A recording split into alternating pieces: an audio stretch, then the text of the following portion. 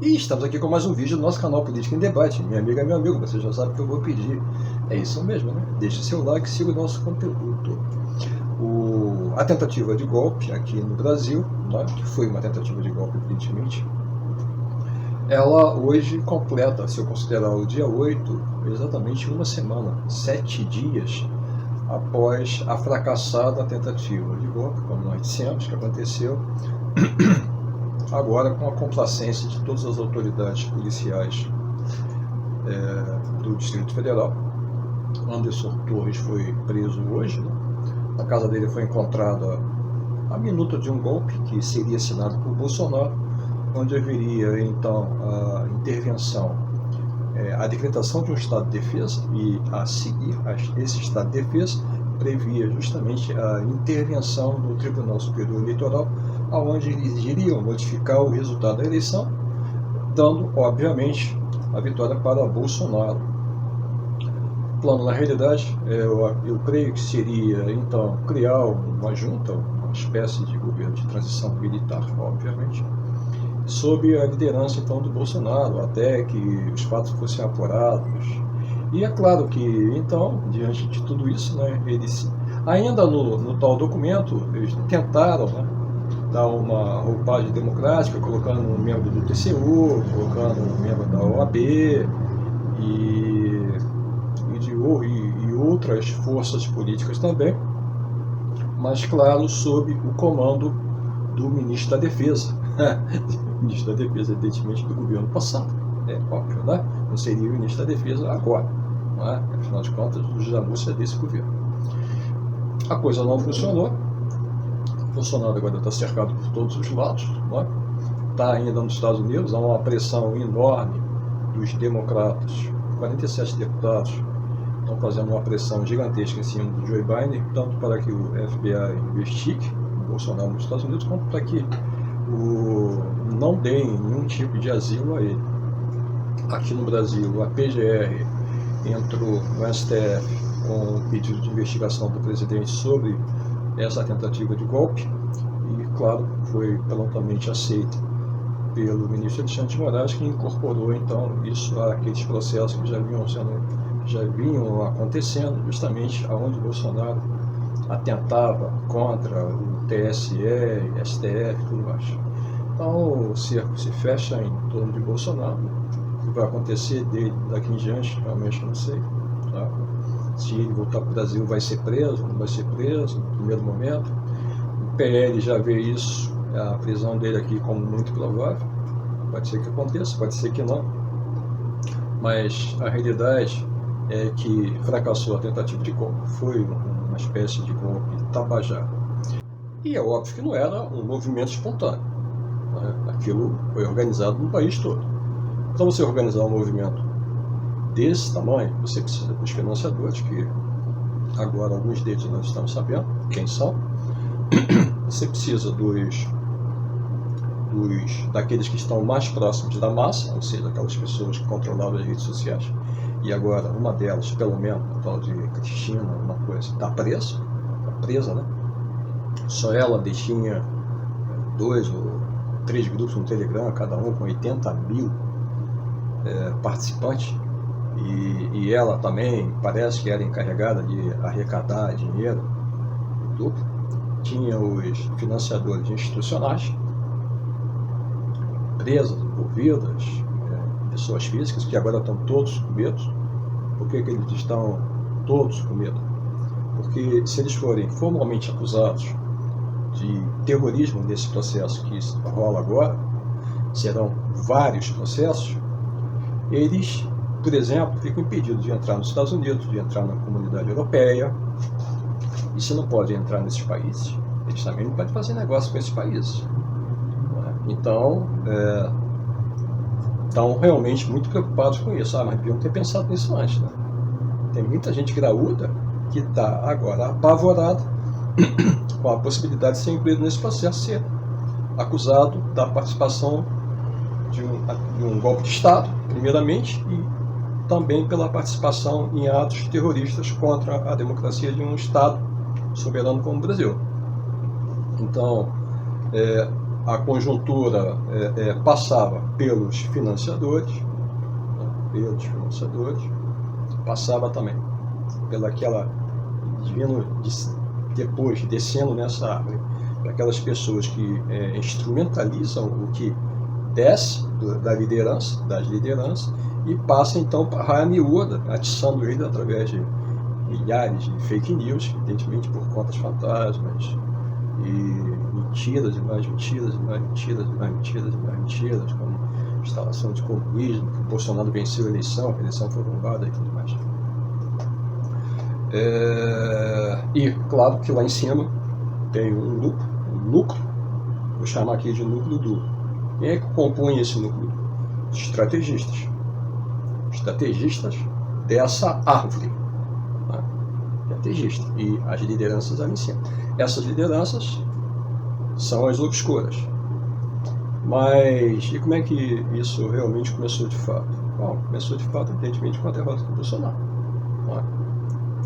Começou quando houve a derrota de Bolsonaro, logo, um dia, 2 dias depois, começaram, então, os acampamentos em frente dos quartéis do Exército.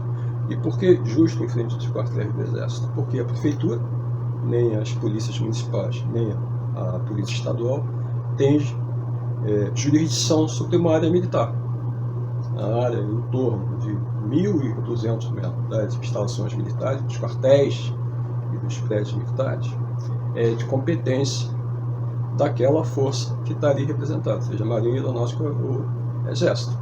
Então, eles todos começaram a ocupar as imediações dos batalhões, tá? E no caso do Distrito Federal, em frente do quartel-general. As imediações do batalhão foi aquilo que a gente viu, fechando ruas, criando uma confusão tremenda, uma situação totalmente caótica.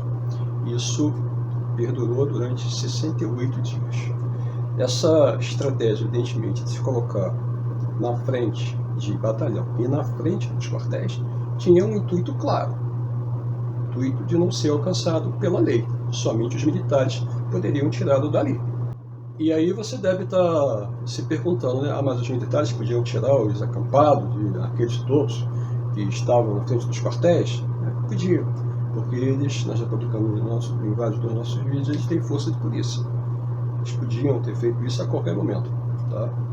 Porque é de competência deles, com força de polícia, inclusive prender. Fizeram? Não, não fizeram. Concluíram durante 68 dias até tudo que aconteceu. Então, claro, óbvio que houve uma participação ativa dos militares, especialmente do Exército, nesse processo todo de golpismo. É óbvio que se deu isso. Ah, mas será que foi o Exército todo?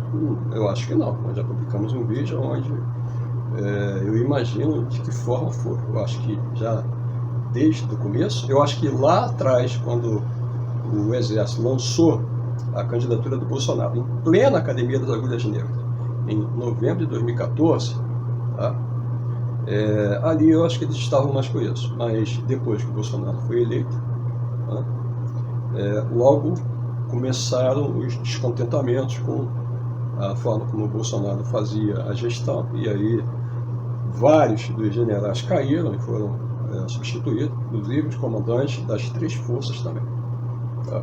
Então houve logo um expurgo também daquela primeira linha de generais, né, em substituição por outros. Isso, obviamente, isso significa uma cisão. Não é? Um dos que saiu, por exemplo, virou crítico feroz dele, foi o general Santos Cruz. Ele estava desde o primeiro momento lá com ele. Então ele, obviamente, participou da construção dessa estratégia toda, que levou então o Bolsonaro a ser eleito em 2018. Então, claro, óbvio que houve uma cisão. Agora, se eu me refiro agora aos acampamentos em frente dos quartéis, significa que naquele momento ali, a ala, pelo menos, o que eu imagino ser uma fração golpista, né, do governo Bolsonaro, aliás, alinhada com o governo Bolsonaro até a raiz, e representada pelos comandantes, pelos 3 comandantes das forças, os últimos que permaneceram até agora no final do governo, foram essas pessoas que conduziram então tudo isso. tá? Com o intuito claro do golpe. Mas por que não aconteceu o golpe? Bom, aí é pura especulação, mas eu imagino que a outra grande, ou sabe que tamanho, ala dessa cisão dos militares, ela na realidade talvez tivesse identificado ou sobre influência, por exemplo, dos interesses americanos aqui no Brasil, tá?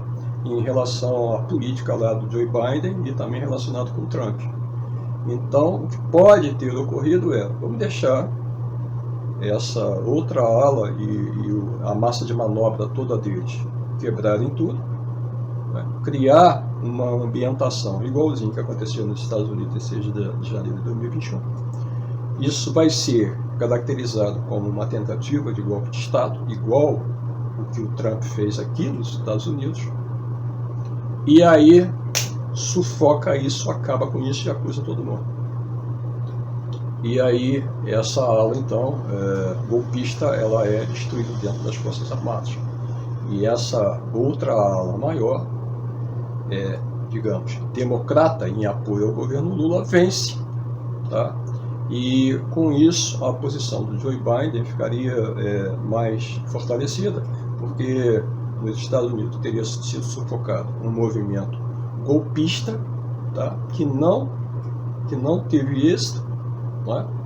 E seria um sinal também para que os Estados Unidos fiquem atentos para 2024 lá pudesse então, ou puder acontecer a mesma tentativa de golpe de Estado. Então, nesse cenário que eu faço, isso seria um jogo, na verdade,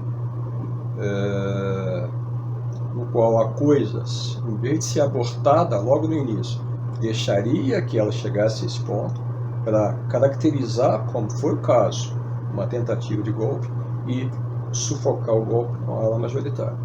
A ala minoritária, evidentemente, é a ala perdedora. Será que vai haver expurgos em massa nessa ala? Será que os generais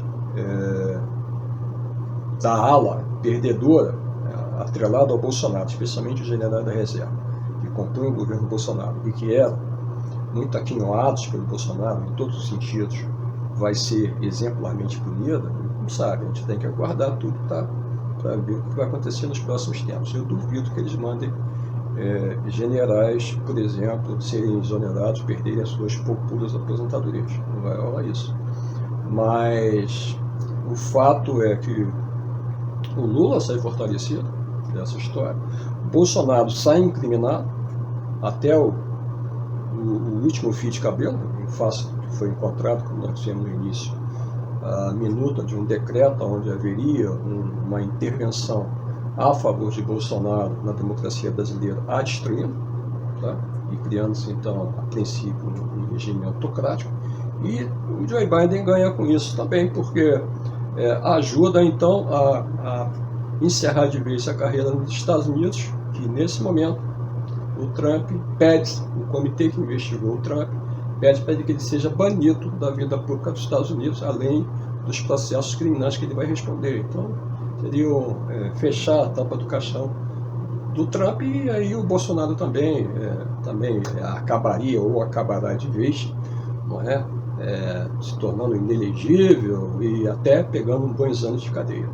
Então, pode ter sido isso, é claro que isso é uma tese, é um cenário construído, aonde os interesses da geopolítica americana teriam deixado com que todo esse cenário que aconteceu no dia 8 de depredação fosse materializado, tá? Não fosse antes interrompido, para justamente criar todo esse resultado que a gente vê agora. Comoção nacional, 93% do povo brasileiro condena tudo que foi feito no dia 8 e os fatos subsequentes, e tudo mais que a gente vê. Me vem também um detalhe, que essa coisa não é nada espontânea, até porque no dia 11, falando no dia 8, no dia 11, estavam previstos várias incursões terroristas pelo Brasil todo, e atribuiu-se a uma ação do ministro Alexandre de Moraes, dizendo que as pessoas seriam presas sem direito de fiança caso bloqueasse rua, para que isso tudo fosse abortado. Eu não acredito que foi isso que desmotivou essas pessoas. Eu acho que receberam uma ordem. Bom, aqui acabou. E nós estamos no dia 14, 11, 12, 13, 14, não aconteceu mais nada. Eu acho que não vai acontecer mais nada.